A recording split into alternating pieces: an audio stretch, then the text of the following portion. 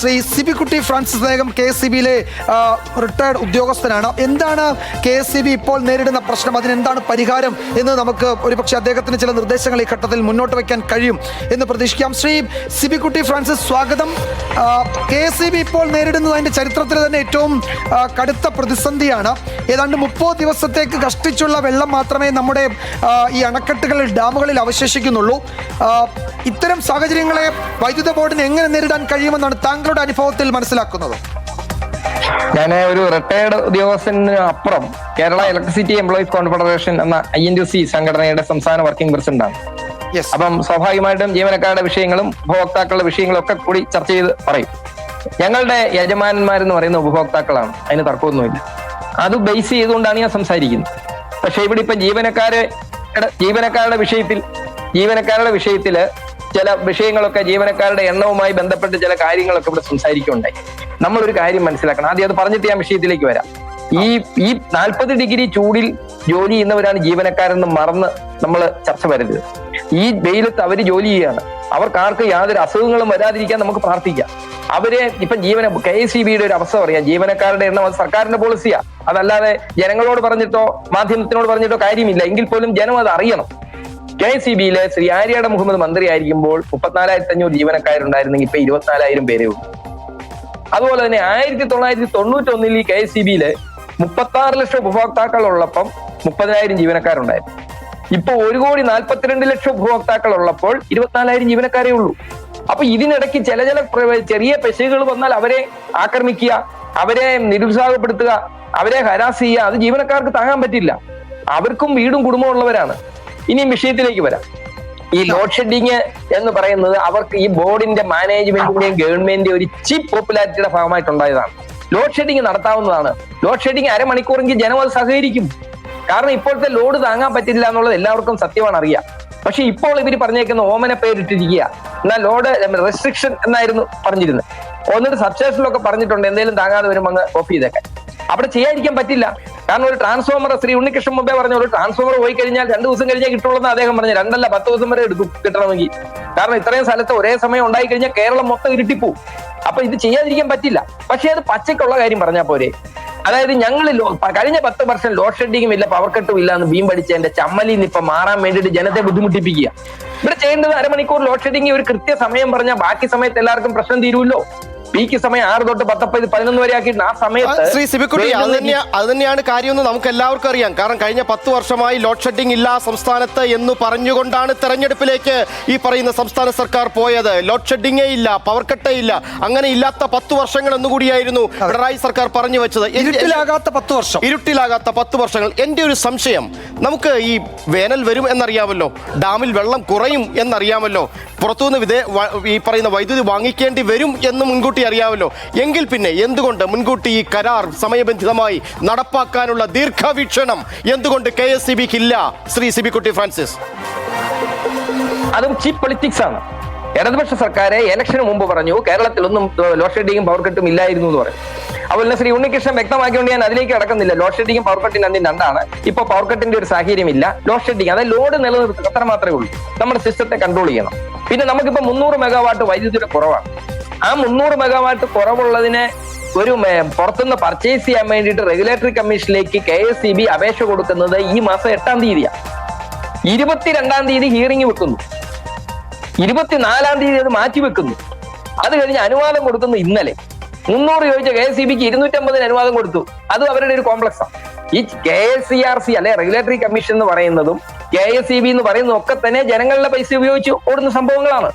ഞങ്ങൾക്കൊക്കെ ശമ്പളം തന്നുകൊണ്ടിരിക്കുന്ന KSEB ആണെങ്കിലും ശരി, റെഗുലേറ്ററി കമ്മീഷന് ചെലവ് കൊടുക്കുന്നത് KSEB തന്നെയാണ്. അത് ആക്ട് അനുസരിച്ചുള്ളതാണ്. അപ്പൊ ജനങ്ങളോട് നമുക്കൊരു പ്രതിബദ്ധത വേണ്ടേ?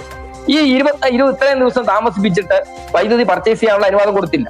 മറ്റൊരു കാര്യം പറയാം. ഉമ്മൻചാണ്ടി സർക്കാരിന്റെ കാലത്ത് 765 മെഗാവാട്ട് കരാറിന് ഒപ്പുവെച്ചതിൽ 465 ഈ സർക്കാർ വന്നപ്പോൾ റെഗുലേറ്ററി കമ്മീഷൻ റദ്ദാക്കി. അതേ റെഗുലേറ്ററി കമ്മീഷൻ തന്നെ അവരുടെ തീരുമാനം തെറ്റാണെന്ന് മനസ്സിലായിട്ട് വീണ്ടും എന്ത് ചെയ്തു? പുനഃസ്ഥാപിച്ചു. അപ്പൊ കമ്പനികൾ തരൂല്ല എന്ന് പറഞ്ഞു. അപ്പൊ ഇപ്പം 300 മെഗാവാട്ടിന്റെ കുറവാ വന്നത്. 465 മെഗാവാട്ടാണ് നമ്മൾ 2023 റദ്ദ് ചെയ്തത്. 2014 ഒപ്പുവെച്ച കരാർ അനുസരിച്ച് അല്ല, ശ്രീ സിബിക്കുട്ടി 2016 ഫ്രാൻസിസ്, അത് മനസ്സിലായി. ഞങ്ങൾ നേരത്തെ ഉമ്മൻചാണ്ടി സർക്കാരിന്റെ കാലത്തെ കരാർ റദ്ദാക്കിയതും ആ കരാർ തിരികെ കൊണ്ടുവരാൻ പിന്നീട് നടത്തിയ നീക്കങ്ങളും അതാകെ തകിടം മറിഞ്ഞ് താളം തെറ്റിയതും ഒക്കെ പറഞ്ഞതാണ്. എന്ത് ചെയ്യാൻ കഴിയും ഇത്തരം സാഹചര്യങ്ങളിൽ? പ്രായോഗികമായി KSEBക്ക് എന്ത് ചെയ്യാൻ കഴിയും? ഇപ്പോൾ കൂടുതൽ വില കൊടുത്ത് വാങ്ങുന്നതിൻ്റെ ബാധ്യത ഭാരം വഹിക്കേണ്ടി വരുന്ന ഉപഭോക്താക്കൾ തന്നെയാണല്ലോ. അവിടെ KSEB അതിൽ ഒന്നും ചെയ്യുന്നില്ലല്ലോ. അത് കൂടുതൽ പണത്തിന് വാങ്ങുന്നു, ആ പണം ഉപഭോക്താക്കളിൽ നിന്ന് വാങ്ങുന്നു. അപ്പോൾ പവർ കട്ടും ഉണ്ടാകും, ലോഡ് ഷെഡിങ്ങും ഉണ്ടാകും, സർചാർജ് എന്ന ഓമനപ്പേരിൽ എന്ന പണവും കൂടുതൽ വാങ്ങും. രണ്ട് പെറ്റ് നെയിമിൽ രണ്ട് സംഗതികളാണ്. ഒന്ന് ഇവിടെ പീക്ക് ടൈം ലോഡ് മാനേജ്മെന്റും മറ്റൊന്ന് സർചാർജും. ആത്യന്തികമായി ബാധിക്കപ്പെടുന്ന ജനങ്ങൾ തന്നെയാണല്ലോ, അല്ലേ? അങ്ങനെ കോംപ്ലക്സ് മാറ്റി വെച്ചിട്ട് ലോഡ് ഷെഡിങ് ഏർപ്പെടുത്ത് അരമണിക്കൂറെങ്കിൽ. കാരണം പുതിയ സർക്കാർ വരുമ്പോൾ ലോഡ് ഷെഡിങ് വരുത്താൻ വേണ്ടി ഇവർ ഇത് വലിച്ചു നീട്ടിക്കൊണ്ട് പോവുക. അപ്പോഴത്തേക്ക് കേരളത്തിലുള്ളവരെല്ലാം ബന്ധുരു. ഇനിയുണ്ട് റിസൾട്ട് വരാൻ 4-ാം തീയതി വരെ ദിവസമുണ്ട്. 4-ാം തീയതിക്ക് ശേഷം ലോഡ് ഷെഡിങ് വന്നു എന്ന് വരുത്താൻ വേണ്ടി LDF ഭരണകാലത്തെ ലോഡ് ഷെഡിങ്ങോ ഒന്നും ഇല്ലായിരുന്നു എന്ന് പറയാൻ വേണ്ടിയിട്ട് അവരിങ്ങനെ ഉരുട്ടിക്കൊണ്ട് പോവാണ്. ഒരു ടയർ പഞ്ചറായ വണ്ടി വീണ്ടും നമ്മൾ കുറച്ച് ദൂരം കൂടെ പോയാൽ പഞ്ചർ ഒട്ടിക്കുന്നിടത്ത് എല്ലാവരും എന്നുള്ള ധാരണയിൽ പോകുന്ന പോലെ പൊയ്ക്കൊണ്ടിരിക്കുകയാണ്. ലോഡ് ഷെഡിങ് ഇപ്പൊ ഇവർ അത് അരമണിക്കൂറെങ്കിൽ അരമണിക്കൂർ പറഞ്ഞാൽ ജനം സഹകരിക്കും. അവർ ആ അരമണിക്കൂർ വെയിറ്റ് ചെയ്താൽ പോരെ? ഇത് രോഗികളുള്ള സ്ഥലത്തൊക്കെ അവർ ഒരു സാങ്കേതിക തടസ്സമുണ്ടായി എന്ന് തോന്നുന്നു. അദ്ദേഹം പറഞ്ഞ ഒരു പ്രധാനപ്പെട്ട തുടരാം. ശ്രീ സിബിക്കുട്ടി, തുടരാം. വൈദ്യുതി ആ കരാർ റദ്ദ് ചെയ്തതാണ്. അതിപ്പോ 3 രൂപ 55 പൈസ കിട്ടുന്ന കരാറാണ്, അതാണ് റദ്ദ് ചെയ്തത്. അപ്പൊ 10 രൂപയ്ക്ക് മേടിക്കേണ്ട ഒരു സാഹചര്യത്തിൽ എത്തിയിരിക്കുക. ഈ ബാധ്യതയൊക്കെ ജനത്തിന്റെ തലേ വരും. അങ്ങനെ വന്നുകൊണ്ടാണല്ലോ കഴിഞ്ഞ 10 വർഷത്തിനിടയ്ക്ക് 4 പ്രാവശ്യം വൈദ്യുതി ചാർജ് കൂട്ടേണ്ടി വന്നേ. അതല്ലാതെ ഇവർ ജീവനക്കാരെ എണ്ണം കൂടിയിട്ടോ ജീവനക്കാർക്ക് ശമ്പളം കൊടുത്തിട്ടൊന്നും അല്ല. പൊതുജന മധ്യത്തിൽ അങ്ങനെ ഒരു സംസാരങ്ങൾ വരും. അതുകൊണ്ടാണ് ഞാനിത് വ്യക്തമാക്കിയത്. ഏതായാലും അതിലെ രാഷ്ട്രീയ ഉദ്ദേശം വ്യക്തമാണ്. ശ്രീ സിബിക്കുട്ടി അബ്രഹാം, 1-2 സംശയങ്ങൾ കൂടി ചോദിച്ചോട്ടെ. കാരണം നമ്മുടെ ഈ KSEBയിലെ ഉപകരണങ്ങൾ, അല്ലെങ്കിൽ ഈ നമ്മൾ ഉപയോഗിക്കുന്ന ഉപകരണങ്ങൾ, അല്ലെങ്കിൽ വൈദ്യുതി വിതരണത്തിനും ഉപയോഗിക്കുന്ന ഉപകരണങ്ങൾ, നമുക്കറിയാം ഈ വൈദ്യുതി പ്രസരണത്തിൽ ഒരുപാട് നഷ്ടമുണ്ടാകുന്നു എന്ന് നേരത്തെ തന്നെ റിപ്പോർട്ടുകൾ ഉള്ളതാണ്. അതായത് ഉൽപ്പാദനത്തിനിടെ അത് ഉപഭോക്താക്കളിൽ എത്തുന്നതിനിടയ്ക്ക് ഒരുപാട് പ്രസരണ നഷ്ടം ഉണ്ടാകുന്നു എന്ന് നേരത്തെ തന്നെ റിപ്പോർട്ടുകൾ ഉണ്ടായിരുന്നതാണ്. നമ്മുടെ കാലങ്ങളായുള്ള നമ്മൾ ഉപയോഗിക്കുന്ന ഉപകരണങ്ങൾ, നമ്മുടെ സിസ്റ്റം, നമ്മുടെ സാങ്കേതിക വിതരണ സംവിധാനങ്ങൾ, അവയൊക്കെ ഔട്ട്ഡേറ്റഡ് ആയതുകൂടി ഇപ്പോഴത്തെ ഒരു പ്രതിസന്ധിക്ക് കാരണമാണോ? ഇല്ല, കാരണം കാലാകാലങ്ങളിൽ ഓരോ ഗവൺമെന്റ് വരുമ്പോഴും സാധനങ്ങളൊക്കെ മാറി വെക്കുന്നുണ്ട്. ഇപ്പൊ ഇത് ABC കേബിള് UDF സർക്കാരിന്റെ കാലത്ത് തന്നെ തുടങ്ങിയതാ. അതുപോലെ കവേർഡ് കണ്ടക്ടർ, അണ്ടർഗ്രൗണ്ട് കേബിൾസ്, അങ്ങനെ ആധുനിക സംവിധാനങ്ങളൊക്കെ KSEB ഏർപ്പെടുത്തുന്നുണ്ട്. അത് ചെയ്തുകൊണ്ടിരിക്കുകയാണ്. പക്ഷെ അതിന് ഒരു ആർജവത്തോടെ ചെയ്താൽ മാത്രമേ അത് വേഗത്തിലാക്കാൻ പറ്റൂ. പർച്ചേസ് ചെയ്യുന്ന കാര്യത്തിലും ആവശ്യമില്ലാത്ത കാര്യങ്ങൾ പർച്ചേസ് ചെയ്യുന്ന കാര്യത്തിലും അതുപോലെ തന്നെ കരാറ് ജനങ്ങൾക്ക് ആ രീതിയിലുള്ള കരാറുകളിൽ ഏർപ്പെടാൻ ഒരു താല്പര്യക്കുറവ് ഈ കഴിഞ്ഞ 10 വർഷത്തിനിടയ്ക്ക് ഉണ്ടായിട്ടുണ്ട്.